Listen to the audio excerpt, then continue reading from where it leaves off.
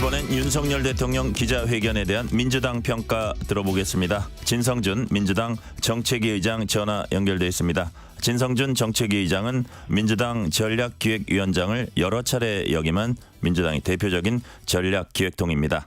진성준 의장님 안녕하세요. 네, 안녕하세요. 진성준입니다. 이번 총선에서 삼선 고지에 오르셨습니다. 좀 늦었지만 축하드립니다. 네, 감사합니다. 좀 어깨가 더 무거워졌습니까? 그렇죠. 네.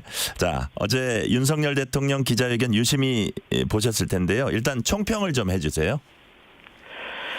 저는 지난번 영수회담에 배석을 했는데 네네. 영수회담 시즌 2를 보는 것 같았습니다. 달라진 점이 없었다고 보시는 거예요? 그렇죠. 네. 누가 뭐라고 하든지 내 갈 길 가겠다 하는 그런 마이웨이 선언을 재확인한 것이다 이런 생각이 들었습니다. 네. 아주 짧게 대답을 해주셨는데, 자, 사람들이 제일 궁금해했던 게 김건희 여사 부분, 그 다음에 해병대원 특검법 이런 부분이었을 겁니다. 네. 진성준 의장께서 생각하시는 모범 답안은 어떤 겁니까? 수용하겠다고 했어야지요. 국민의 의혹이 크고 또 김건희 특검법이나 최해병 특검법에 대한 요구는 국내 명령이라고 해도 과언이 아닐 정도입니다. 의혹이 있으니까 철저하게 객관적으로 수사해보자라고 하는 것이 국민의 뜻인데 떳떳하다면 그걸 거부할 일이 없는 것 아닙니까?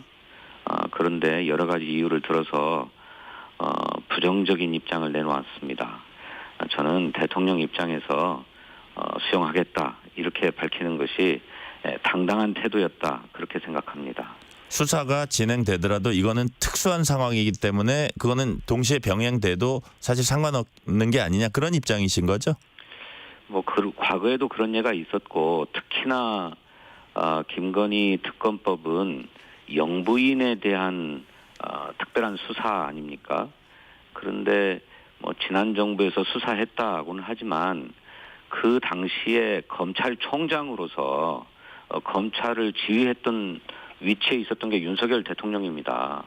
그런데 그 검찰총장의 부인에 대한 수사가 제대로 이루어지지 못했다. 뻔한 것 아니겠습니까? 그러니 이제라도 객관적이고 공정한 수사기관인 특별검사가 수사하는 것이 누가 보더라도 공정하고 객관적인 입장에서 수사가 진행된다고 볼 수 있는 거죠. 네. 또 최해병 특검법도 마찬가지입니다.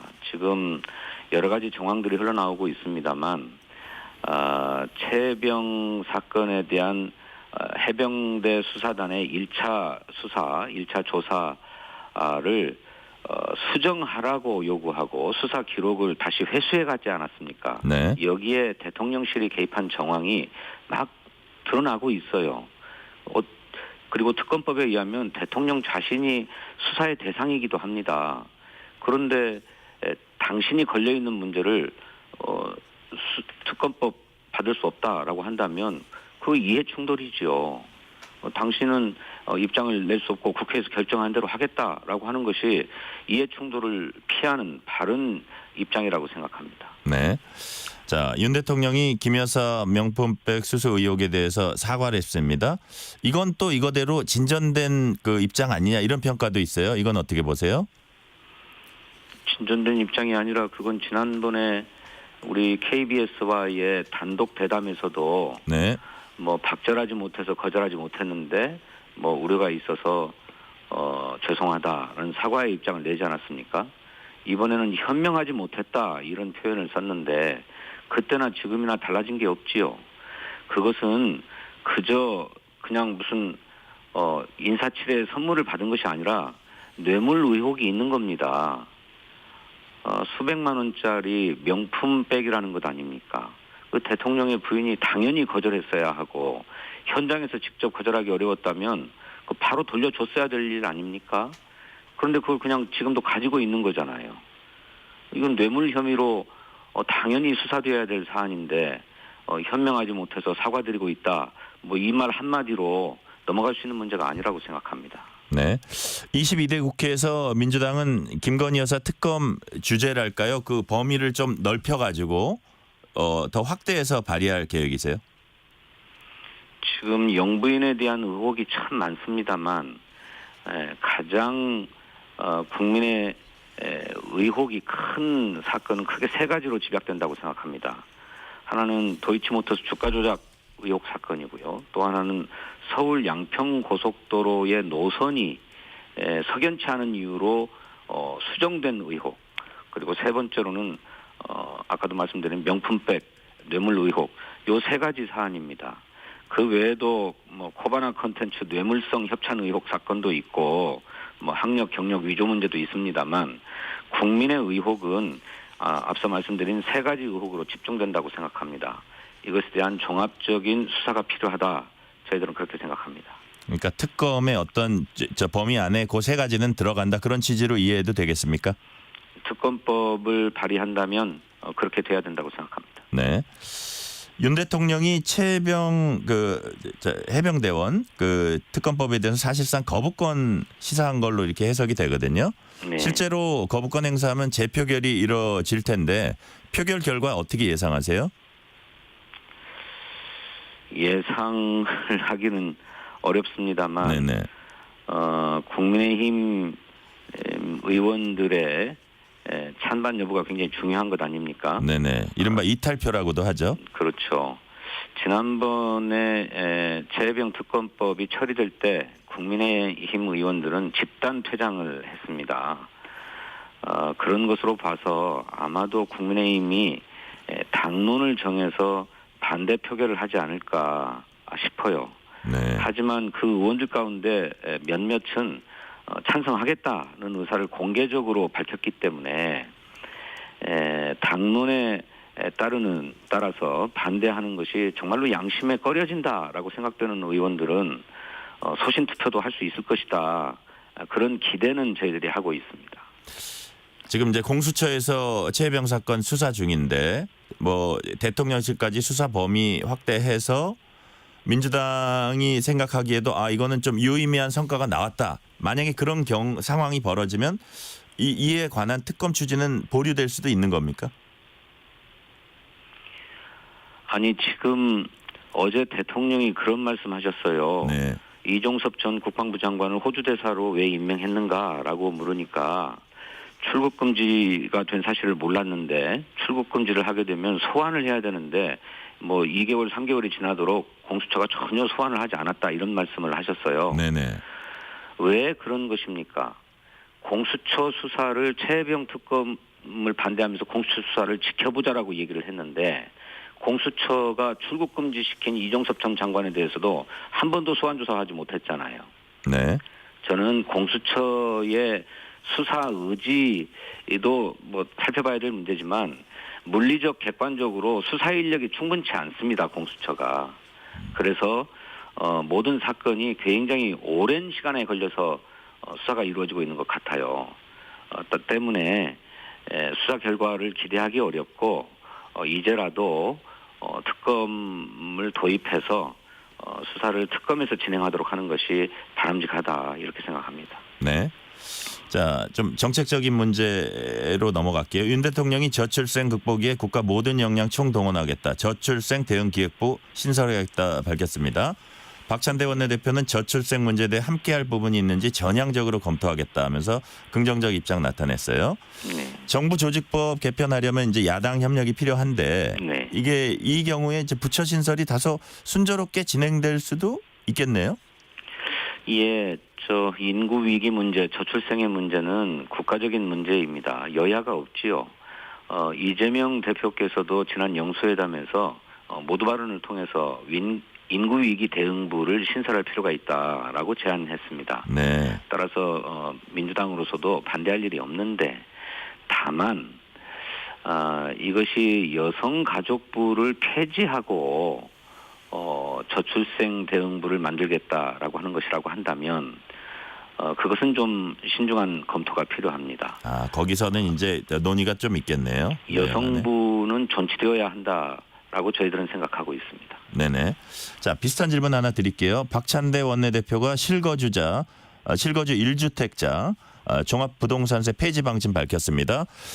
이재명 대표는 문재인 정권과는 이 부동산 문제 좀 차별성을 보이려는 노력이 보였는데 그래서 이 종합부동산세 폐지 방침도 대통령 공약이기도 했습니다. 이게 그래서 이런 부분도 입법에 좀 속도가 난다고 봐야 될까요? 관심 있는 분들 많을 겁니다. 이거는. 예, 저는 박찬대 원내대표의 그런 말씀을 보도를 통해서만 보았는데 네. 당 내에서 그 문제와 관련된 정책적 검토는 없었습니다. 그런가요? 현재로서는 우리 박찬대 원내대표의 개인적인 견해가 아닌가 이렇게 생각하고 그 문제에 대해서는 당에서 심도 있는 논의가 필요하다 이렇게 생각합니다. 네. 자, 민생회복지원금 22대 국회 당론 1호 법안으로 추진하기로 하신 건가요? 그 부분은? 뭐 1호 법안이냐 2호 법안이냐 뭐 하는 것은 중요하지 않습니다만 네. 민생회복지원금이 지금 긴급하게 투입되어야 된다라고 저희들은 생각하고 있는데 정부가 이에 대해서 대단히 부정적이기 때문에 계속 협상과 수용을 촉구할 생각입니다만 변화가 없으면 결국 입법할 수밖에 없다 이렇게 보고 있습니다. 재원 조달 방안 뭐 이런 것들 뭐 지급 방식 뭐 이런 것들도 조금 당내에서 구체적으로 논의가 되고 있습니까?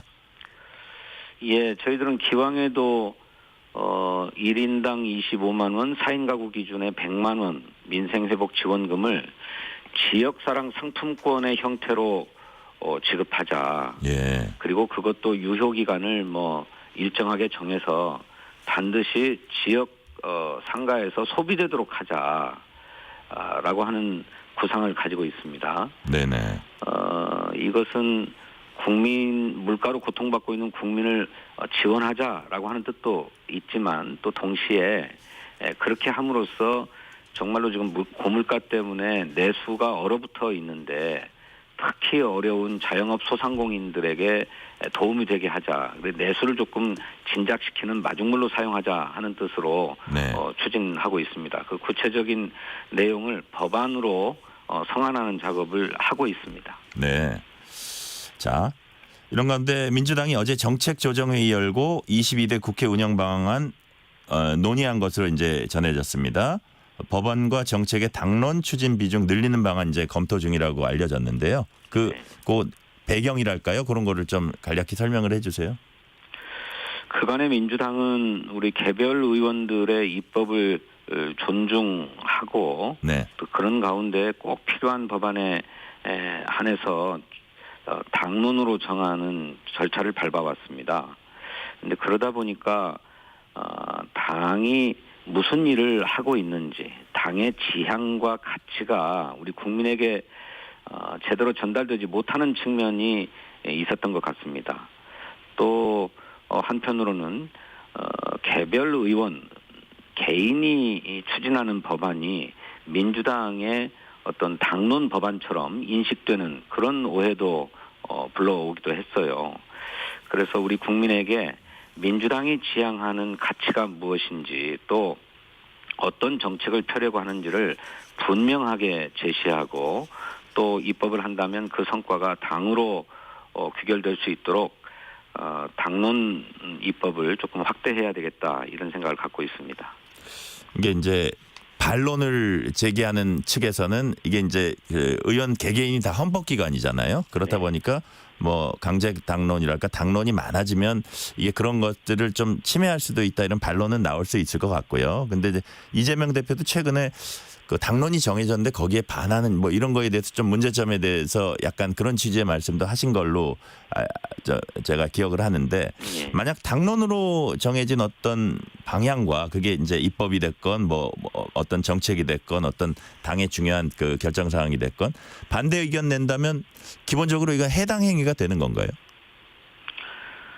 우선 의원 개개인의 법안 발의를 막으려는 게 아닙니다. 그것은 얼마든지 하실 수 있어요. 하면서 다만 당이 추구하고자 하는 정책을 분명하게 하겠다라고 하는 것이고 그렇게 당론 법안을 성안하고 당론으로 정하는 과정에서는 의원들의 의견을 충분하게 수렴하는 절차들을 반드시 밟아서 이견이 없도록 할 것입니다. 네네.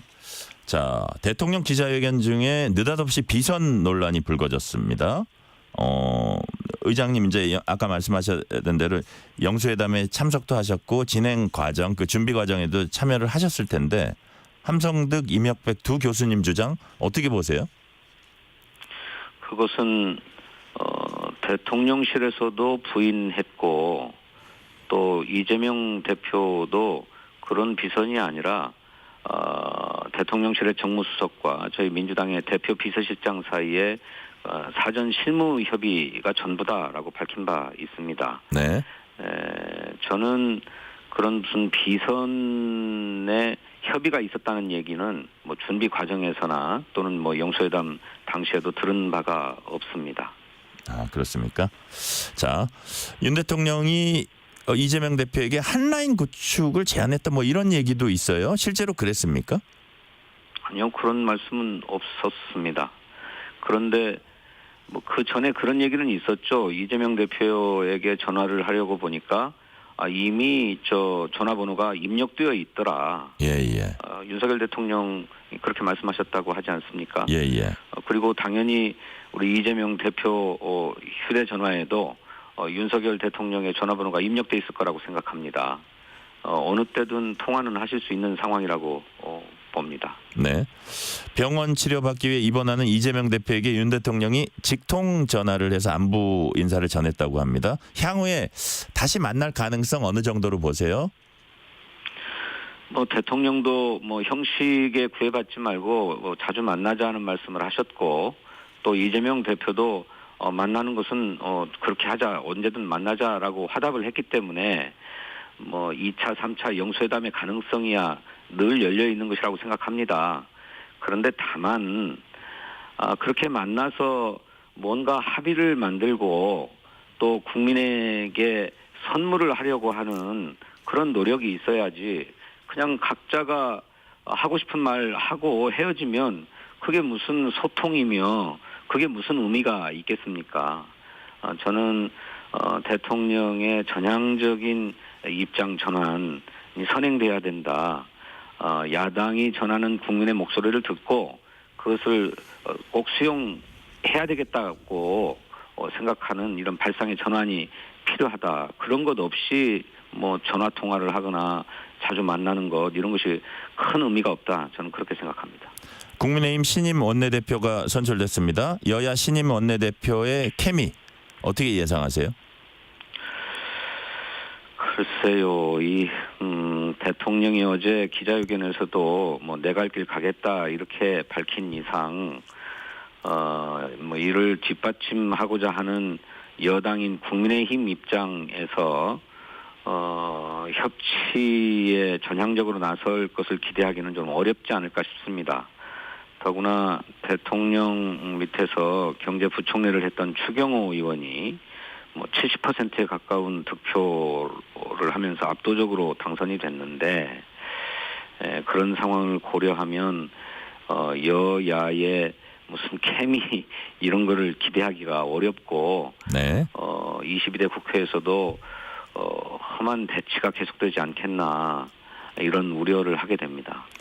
박찬대 원내대표는 애들러 윤 대통령 탄핵을 언급했습니다. 박근혜 전 대통령 탄핵 당시보다 현재 윤석열 대통령 지지율이 낮다면서 국정 기조가 바뀌지 않으면 국민 분노가 임계치에 달할 거다. 김용민 의원도 탄핵 로드맵을 제시하기도 했어요. 이 같은 발언들에 대해서 어떻게 평가하십니까? 대통령의 국정 기조 전환을 강력하게 촉구하는 발언이 아니겠습니까? 실제로 이번 총선에서 나타난 민의는 윤석열 대통령의 어떤 실정과 폭정을 매섭게 심판한 것이고 더 이상 용납하기 어렵다 하는 수준으로 심판한 것 아니겠습니까?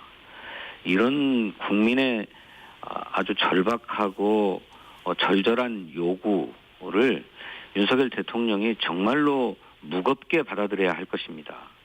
그런데 영수회담과 또 기자회견 이것도 거의 2년여 만에 열린 것인데 그 두 번의 큰 계기, 온 국민이 관심을 기울이고 있었던 그 계기에도 윤석열 대통령이 전혀 변화하려 하지 않았기 때문에 그러면 국민의 분노가 더 커질 것이 아닌가 하는 그런 우려를 담은 말씀이라고 생각합니다. 네, 마지막으로 질문 하나 드릴게요. 민주당이 검찰에 대한 공세를 강화하는 모양새입니다. 이른바 장시호 녹취록 언급하기도 했고 검찰 수사 조작 의혹에 대해서 특검을 하겠다 이렇게 밝히기도 했습니다. 사실상 검찰 수사 방해가 아니냐, 사법체계 근간 흔드는 거 아니냐 이런 비판도 나옵니다. 이런 부분은 어떻게 보세요? 검찰의 수사가 합법적으로 이루어져야지 무슨 술판을 벌여가지고 피의자를 회유하려고 하고 또 무슨 피의자와 특수한 관계를 맺어가지고 무슨 진술을 증언을 조작하려고 하고 형량 거래를 하려고 하고 하는 이런 불법적 행위를 어떻게 용납합니까? 그런 일들은 진상을 밝혀서 그게 만일 사실이라면 형사처벌해야 수사가 공정하게 이루어지는 것 아닙니까? 그것이야말로 수사를 공정하게 하자고 하는 것이지 그것이 어떻게 수사 방해가 될 수 있습니까? 네. 납득할 수 없는 얘기입니다. 네네. 자, 오늘은 여기까지 듣겠습니다. 진성준 민주당 정책위 의장이었습니다. 의원님 감사합니다. 네, 감사합니다.